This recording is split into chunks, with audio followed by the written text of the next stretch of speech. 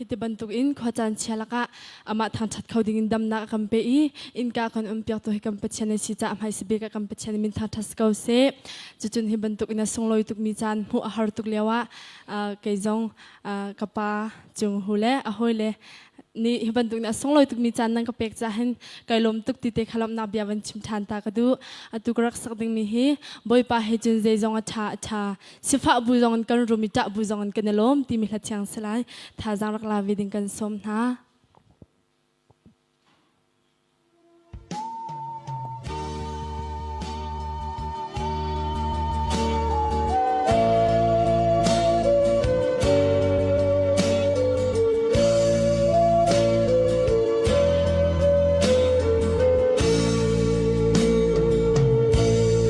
volei thua chua hi chu sung loi man se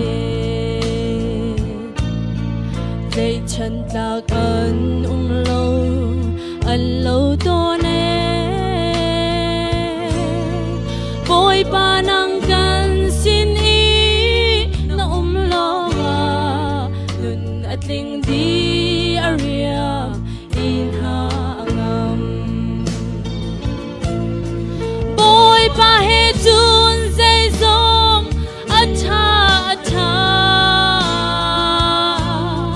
sifa bu in kan room da bu in kan ilong thirit bu in kan zam thaba bu in kan di chambao bu in kan ngai zo bu in kan da me